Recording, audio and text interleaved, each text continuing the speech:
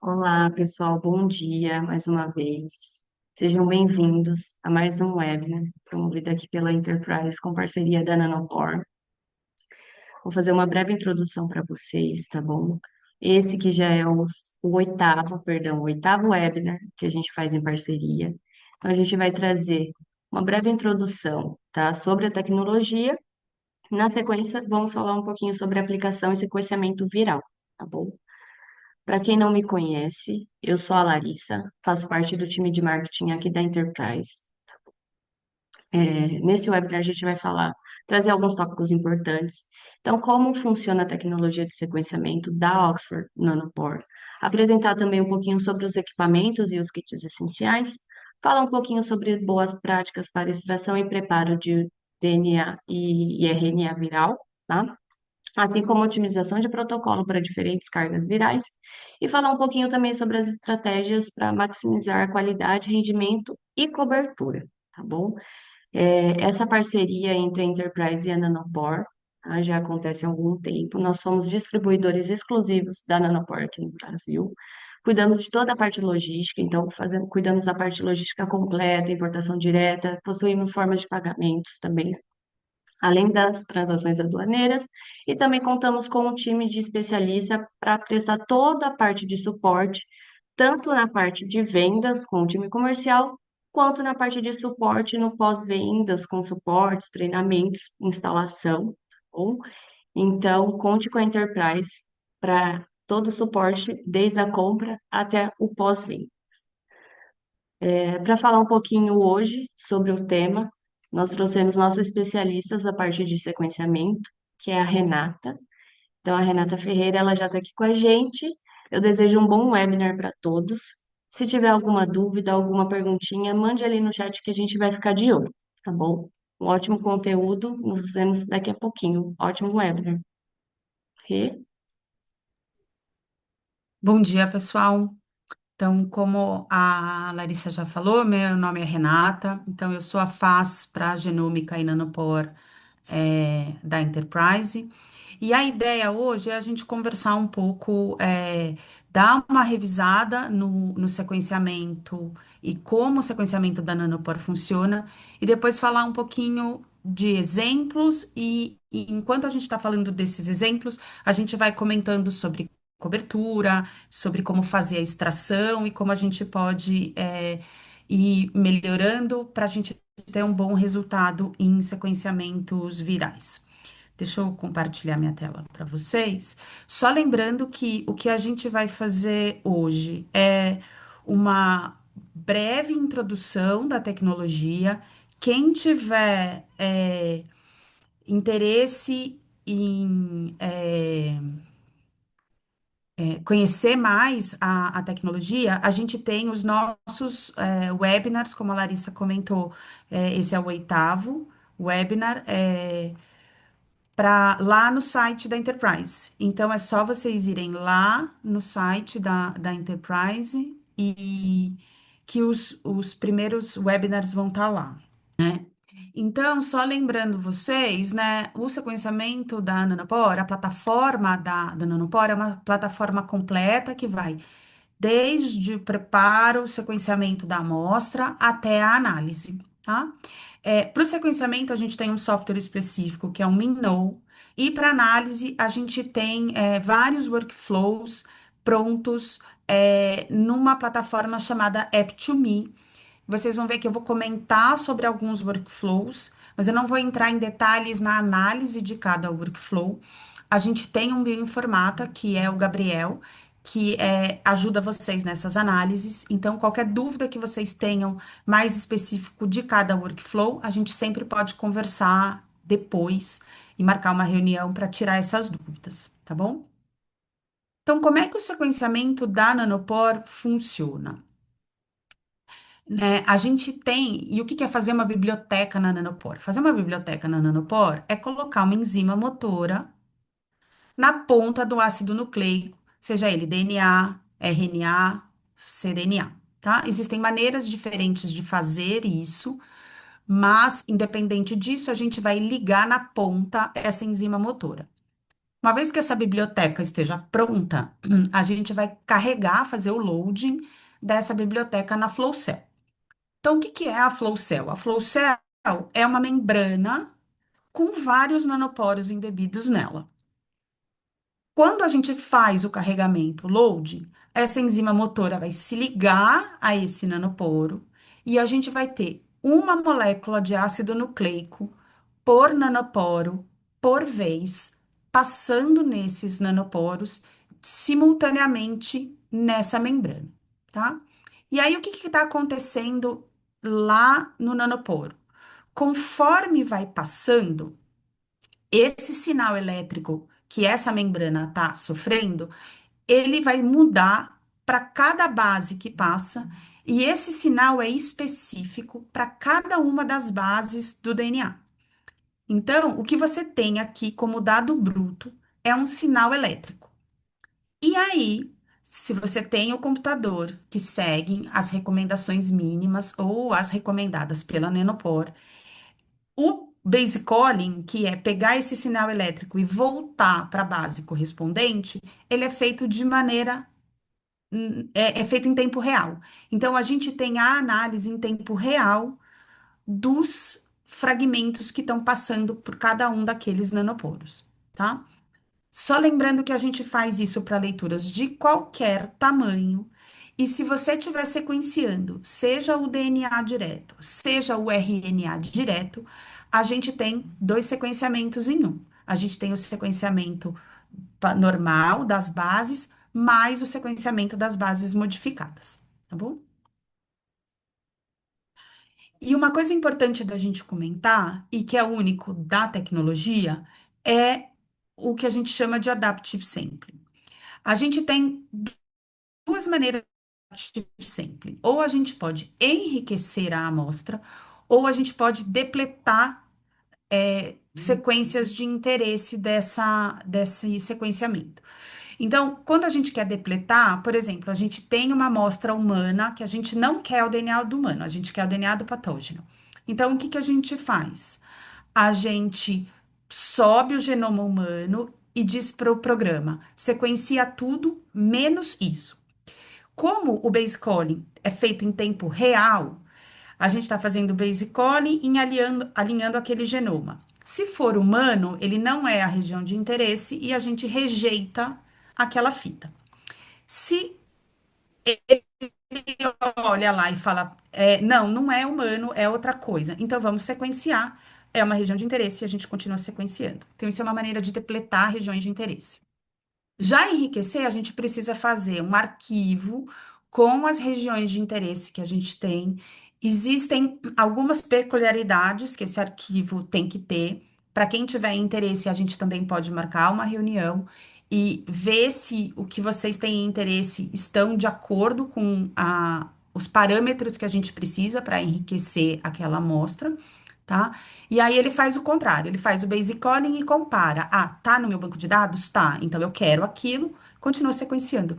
Não tá no meu banco de dados, então não é a região, e eu faço a injeção daquela fita, tá bom?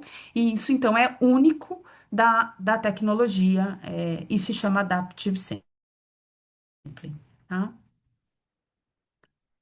Só lembrando que a gente tem uma gama grande de dispositivos, os que rodam uma única flow cell. Então, a gente começa aqui com um MK1D de dado, né? O MK1B foi descontinuado. Quem tem, ele vai continuar funcionando, tá? Mas o novo agora é o MK1D, que vai rodar uma flow cell por vez. Aí a gente tem o Gridiron, que vão rodar 5 flow cells de Minion por vez. E aí a gente passa para os equipamentos que vão rodar as flow cells de Prometheus. O P2 Solo ou P2i, que rodam duas flow cells de Prometheus, ou o P24, que vão rodar 24 flow cells simultâneas, tá? Para aplicações virais, o Minion e o Gridiron, dependendo da quantidade de amostras, são os equipamentos de entrada para vocês sequenciarem genomas virais. Eles costumam ser genomas pequenos, que a gente consegue multiplexar e ter uma boa cobertura usando esses equipamentos que rodam flow cells de Minai. Então, a gente pode fazer metagenoma, bactéria, mamífero, humano, planta, todo e qualquer organismo que tenha DNA, ou RNA, a gente consegue sequenciar. Então, o foco hoje é em sequenciamentos virais, tá? Então, eu vou passar algumas possibilidades que a gente tem dentro da Nanopore para sequenciamento viral. O primeiro caso que a gente vai conversar é fazendo uma metagenômica patógeno-agnóstica, tá? Então, o que que isso quer dizer? Isso quer dizer que a gente não tem um alvo específico na amostra, tá? Em vez de perguntar se isso está na amostra, eu quero saber o que é que está na amostra. Então, é uma maneira que a gente tem de fazer, olhar para aquela amostra sem nenhum viés de uma pergunta, né? Então, a gente, sem uma hipótese, aquilo está lá. Não, eu quero saber tudo o que está naquela amostra, vírus, inclusive, tá? Então, neste caso, é uma abordagem metagenômica. A gente consegue detectar vírus, bactéria, fungo. Se a gente estiver trabalhando com bactérias, a gente consegue ver genes de resistência, a gente consegue detectar variantes, a gente consegue fazer isso de maneira rápida, em que situações de saúde pública e de vigilância precisam de uma resposta bastante rápida para esses casos, tá? Então, a Nanopore lançou esse ano um protocolo para metagenômica de vigilância microbiana. Esse protocolo tem dois braços. Tem um braço de bactérias e fungos e um braço para amostras virais, tá? Independente de qualquer coisa, a gente começa com uma depleção do DNA usando saponina. E aí a gente vai no braço viral, que é o que a gente vai conversar hoje, seja fazer uma extração de DNA e RNA. Se vocês têm interesse em vírus de DNA, é só seguir direto com um PCR para amplificação e daí fazer a biblioteca. Se vocês têm interesse em vírus de RNA, existe uma etapa de transcrição reversa, baseado no CISPA, que depois eu vou explicar melhor o que que é, para quem nunca ouviu, né, se chama CISPA, então é baseado nesse método. Aí é feito um PCR, um cleanup e vai ser sequenciado. E aí a gente vai usar o workflow de metagenômica, tá? Então, nesse braço aqui, a gente consegue trabalhar tanto com amostras de DNA quanto de RNA. Como é que tem que estar essa amostra? Amostras de DNA seguem o padrão 260, 280, 1,8, 260, 230, entre 2 e 2,2.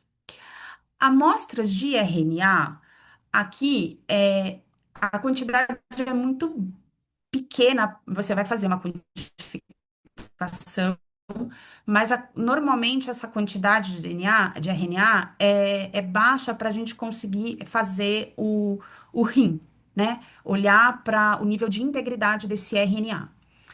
Óbvio que quanto melhor e maior esse valor de integridade, essa métrica de integridade do RNA, melhor fica esse sequenciamento viral depois. Mas é um pouquinho diferente de quando a gente fala em transcriptoma, que esse rim tem que estar realmente alto para uma boa análise. Aqui, como a gente vai passar por um PCR, uma transcrição reversa, se esse RNA está em baixa quantidade, ou mesmo com um rim não muito alto, a gente consegue fazer esse sequenciamento e olhar para esses vírus depois, tá?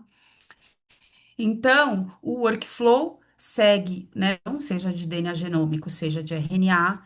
Aí a gente tem o workflow de metagenômica, que vai fazer a classificação dessas amostras e vai te mostrar um relatório. Importante aqui lembrar é que esses workflows, para análise desses vírus e desses RNAs e DNAs, você precisa selecionar um banco de dados em que esses vírus, ou que uma grande parte desses vírus, estejam representados no banco de dados. Porque senão você volta com uma sequência e uma amostra como não classificada, como unknown. Então, o importante aqui é lembrar que o banco de dados é importante na hora de fazer essa classificação dessas leituras e dizer qual espécie viral você tem naquela amostra, tá? Então, esse aqui é um caso de sequenciamento de amostras de ar para identificação de patógenos, tá? Então, esses autores, o que que eles fizeram?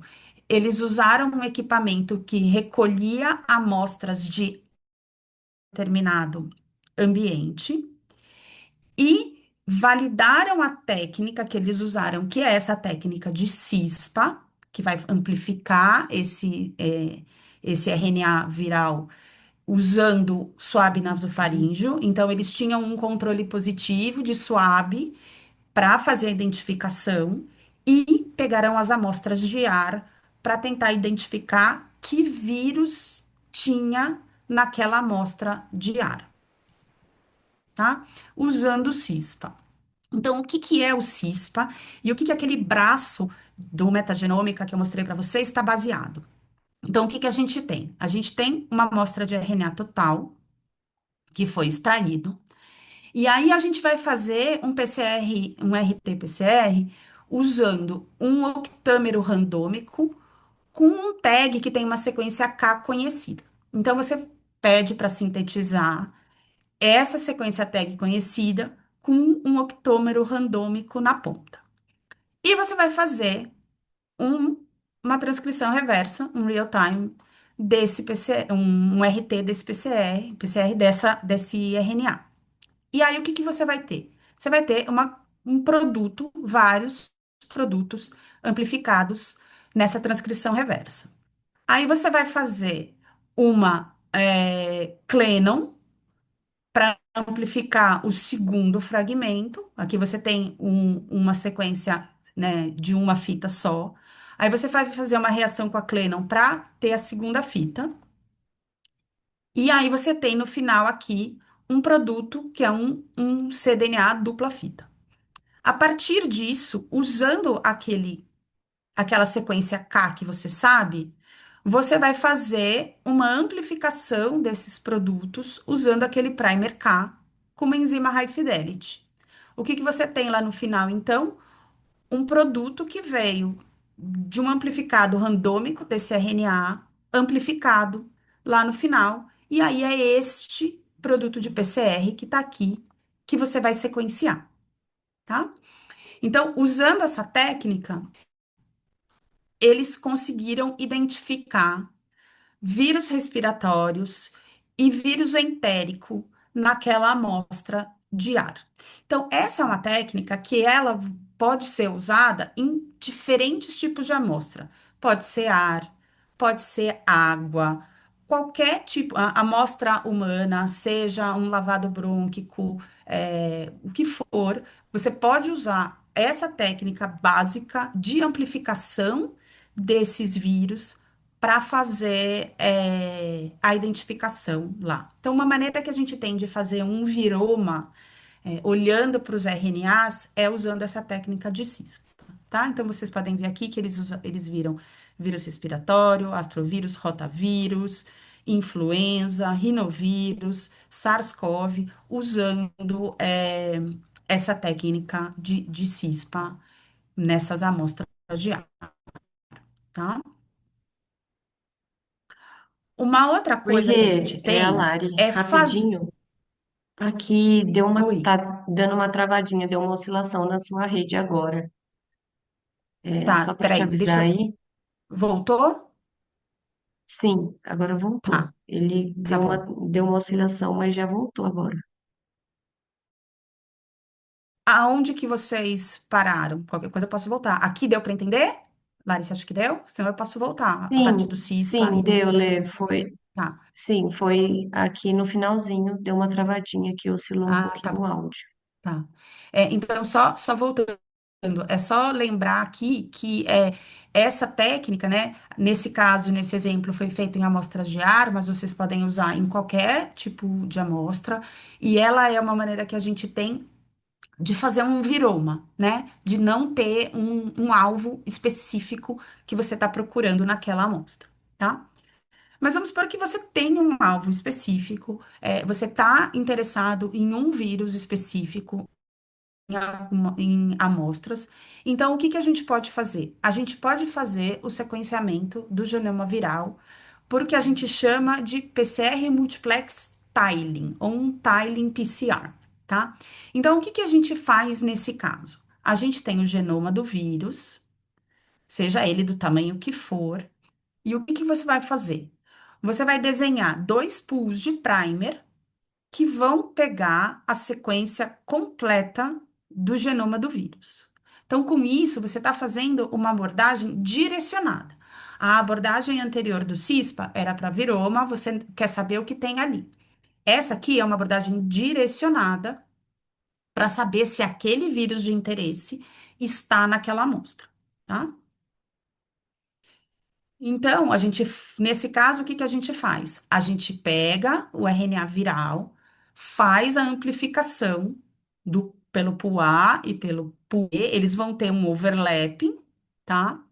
Prepara a biblioteca, tá? Então, a gente tem ali um amplicon do tamanho que for, a gente prepara a biblioteca e faz o sequenciamento desse amplicon viral, do genoma viral, tá?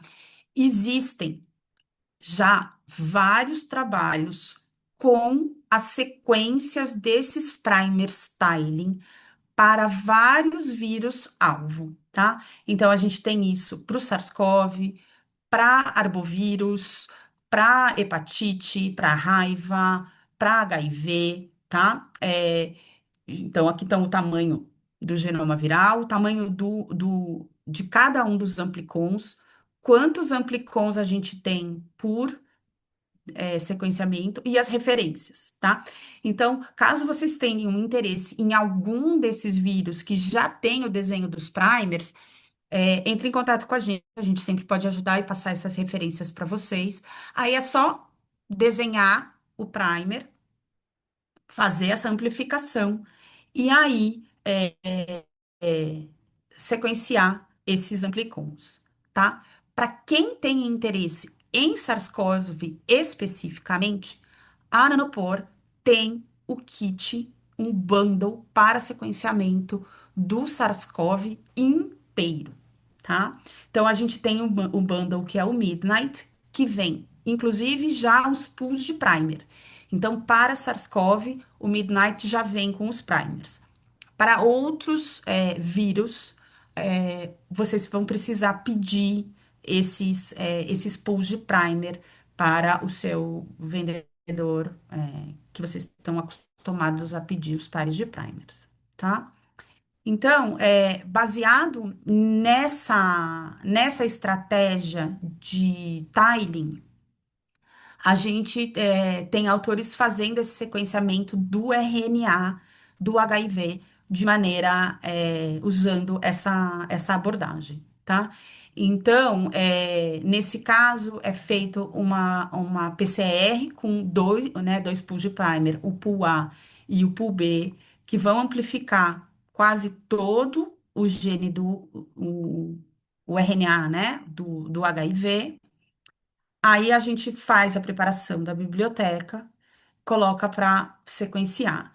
E você consegue fazer a identificação das formas do HIV e fazer olhar qual é o tipo do HIV baseado nesse amplicon, tá?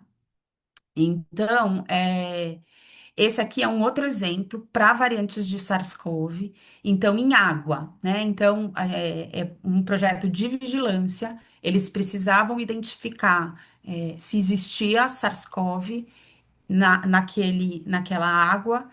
E aí eles fizeram, então, o PCR tiling, e o objetivo aqui era identificar qual era o melhor tamanho de amplicon para fazer a identificação do SARS-CoV, né, naquela água.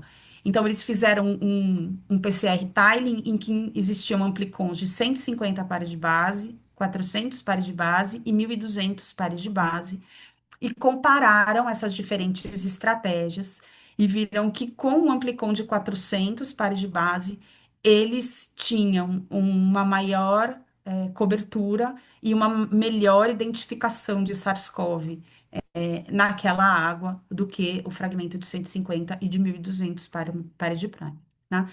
Então, ela é uma estratégia eficiente e fácil e rápida de vocês identificarem genomas virais de interesse de uma maneira específica, quando você tem um alvo específico, tá? E aí, a Nanopore tem um protocolo específico para vírus influenza A e B. Neste caso, a gente não tem os primers, vocês vão continuar precisando fazer, mandar sintetizar esses primers, mas a sequência deles vai estar lá no protocolo, tudo direitinho para vocês, tá? Então, a gente toma vacina da gripe todo ano, né? Então, existe uma vigilância genômica de influenza para determinação, né, dos tipos de influenza H1N1 que estão circulando naquele ambiente para a produção de vacinas. Então, a gente fazer a detecção do vírus, o tipo viral, é importante, principalmente, entre outras coisas, para produção de vacinas. Então, a gente precisa identificar esses tipos de influenza, né? Então, como é que a gente faz? A gente extrai o RNA, faz o PCR tiling, faz a ligação dos barcodes, dos adapters e coloca para sequenciar, tá? Então, com isso, a gente vai conseguir ver o gene hemaglutinina e neuraminidase daquele vírus e fazer, então, a identificação correta, se é influenza A e B e qual é o tipo deles, tá? E aí, para isso, a gente tem um workflow específico lá no Web2Me, que vai fazer a identificação, então, do tipo daquele vírus de influenza presente na, tá? Então, esse trabalho fez a viabilidade desse protocolo usando Nanopore para uma rápida identificação e uma rápida vigilância, né?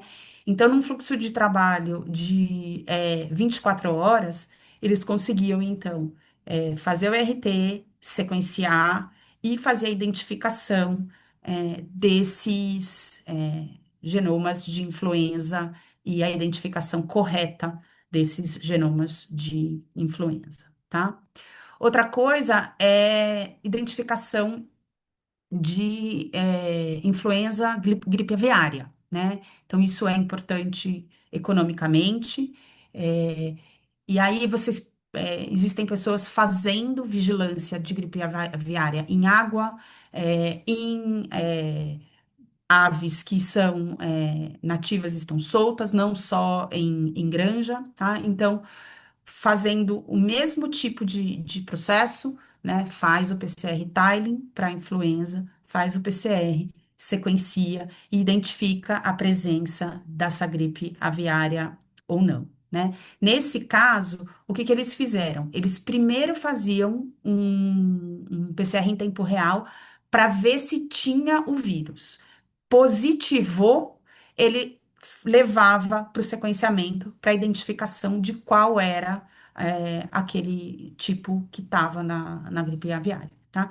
Então, isso é uma maneira rápida, eficiente e fácil da gente conseguir fazer essa identificação, tá bom? Por hoje, para vírus era isso.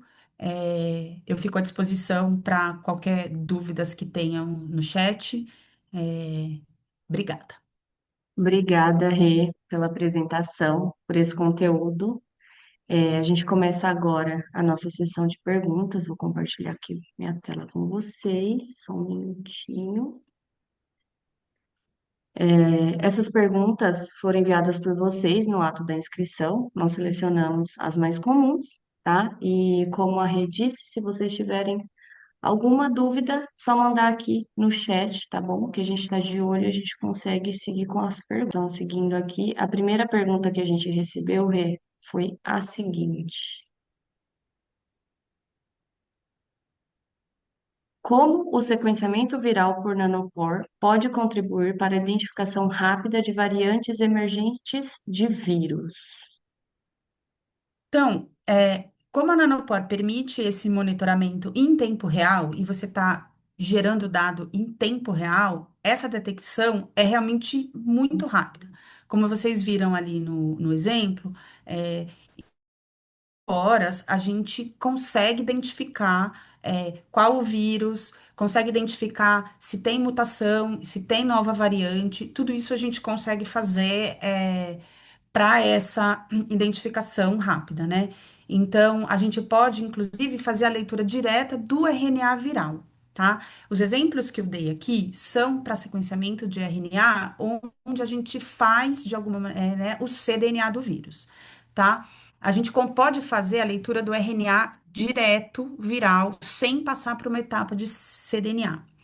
Para isso, a gente vai precisar poliadenilar esse RNA, tá? Porque todos os kits para RNA direto da Nanopore são para sequências de RNA poliadeniladas. Então, se alguém tiver interesse em fazer o RNA viral direto, sem passar para o cDNA, a gente vai precisar fazer uma poliadenilação dessas amostras. Entre em contato que a gente explica melhor esse protocolo para vocês, tá?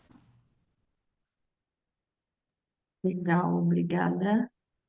Próxima perguntinha. Quais são as principais vantagens do sequenciamento por nanopore em relação às outras tecnologias para a detecção de vírus em amostras clínicas? Então, a principal vantagem aqui é o tamanho da leitura, tá? Independente de você estar fazendo um o cDNA, o que você tem aqui, principalmente quando você faz um alvo, né? Quando você tem um alvo específico, é a capacidade de gerar leituras longas. Então, a ideia do tiling é realmente amplificar o genoma inteiro e não ter só regiões e fragmentos daquele genoma viral, né? Então, a maneira como você vai desenhar esses primers para o PCR tiling é que vão estar ligado nessa melhor detecção para a gente ter essas leituras longas, tá? Além disso, a tecnologia permite que você leve ela para campo, né? Então, dependendo do que você está fazendo, você pode levar isso lá para o campo, né? Então, mesmo para amostras clínicas, às vezes, a gente não trabalha nas melhores condições, né? Com os melhores equipamentos. Então, a gente ter essa capacidade de levar para o campo e conseguir sequenciar e detectar esses vírus e essas mutações, isso vai ajudar também bastante na hora de você fazer qualquer tipo de vigilância ou ter qualquer tipo de ação para conter aquele vírus que pode estar ali naquelas amostras clínicas, naquele ambiente de campo.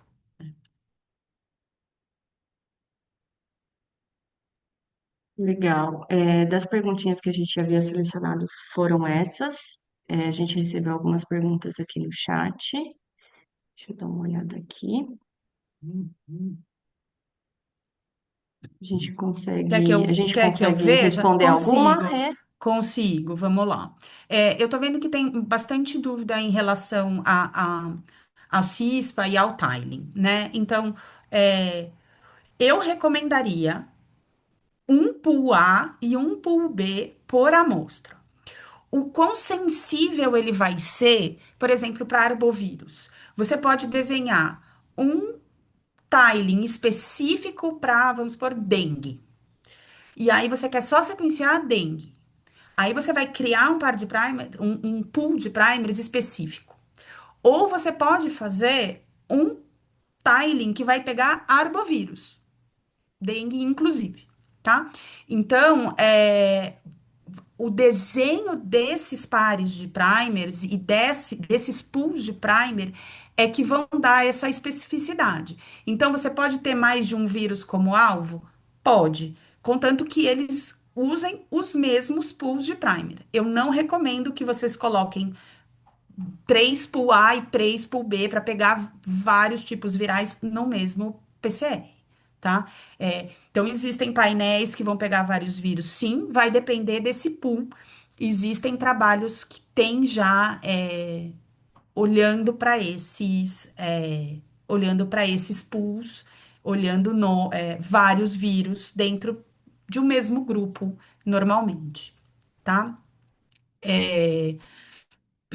Para fazer CISPA, gente, como ele é uma amplificação randômica, sempre bom fazer uma depleção dos RNAs do hospedeiro.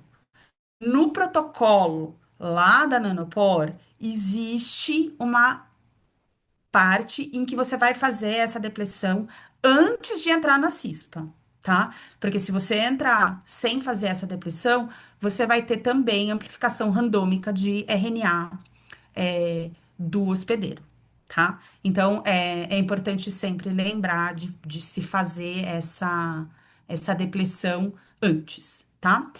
É, essa depressão, ela é feita antes. Ela é diferente da depressão que é feita por adaptive sampling, tá? Você também pode colocar amostras para fazer o adaptive sampling para cDNA, tá? A gente ainda não tem adaptive sampling para RNA direto, tá? Mas normalmente essa depressão antes da CISPA é feita na amostra, tá?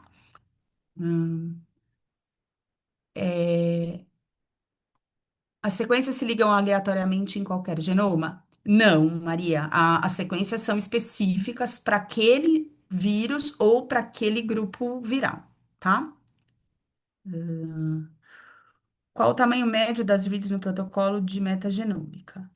Vai depender da etapa de amplificação. Ele é randômico. A gente tem amplicons de todos os tamanhos, tá? É, para o protocolo de metagenômica, a gente não tem como obrigar essa read mais longa, né? Já quando você faz isso com o tiling, você faz isso pensando no tamanho do genoma viral, e aí você já tem a read longa ali, tá? São objetivos diferentes, tá? Então, o CT máximo, Flávia, vai depender do seu cutoff. Não existe um CT desejável, tá? Isso vai depender da sua sensibilidade, da sua especificidade, tá? É, do quanto você aceita ou não aquilo como um positivo ou não, tá?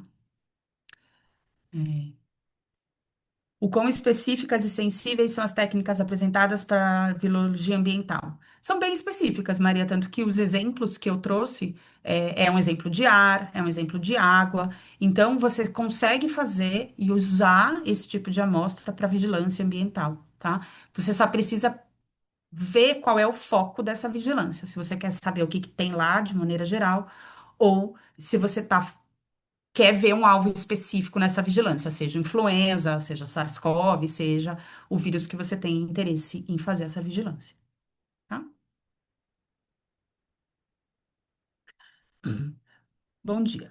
Acho que é o último aqui. Bom dia. Para sequenciamento de DNA, quando eu opto por amplicons ou por sequenciamento da amostra diretamente, a Cássio vai depender do seu objetivo, tá?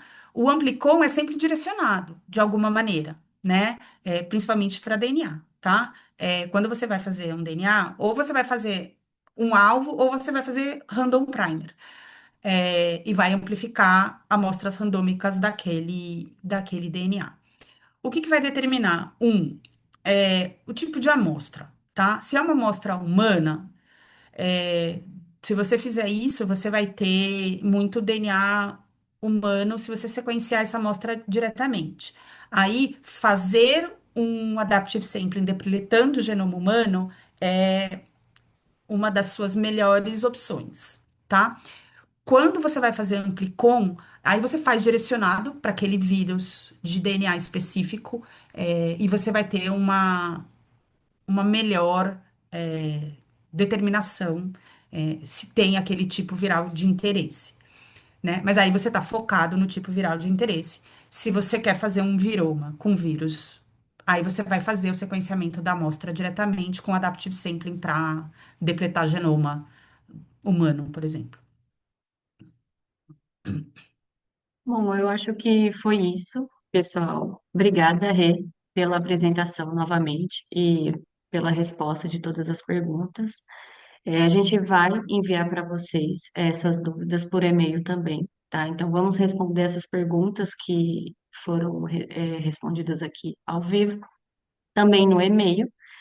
Seguindo aqui, fiquem ligados nas nossas redes sociais, tá? Tem muito conteúdo vindo por aí ainda. Aqui a gente tem o contato do nosso time de atendentes aí da Nanopor, então tanto a Renata, que é a fase de genômica, quanto o Gabriel Gomide, que ela chegou a comentar, que é o nosso bioinformata, também a Isabela, que é nossa especialista de produtos, tá bom? Se vocês tiverem alguma dúvida, pergunta, entre em contato com a gente. Aí na tela também tem o QR Code. Nesse QR Code vocês conseguem acessar o nosso site e verificar todos os webinars que a gente já apresentou. Então, os outros 7 webinars que já foram apresentados aqui em parceria com a Nanopor, tá? Em breve tem mais conteúdo bom vindo por aí. Agradeço a todos novamente pela presença. Fiquem ligadinhos nas redes sociais e se inscrevam no nosso próximo webinar, que nos vemos novamente. Obrigada, pessoal. Tenham um bom dia. Tchau, pessoal. Obrigada.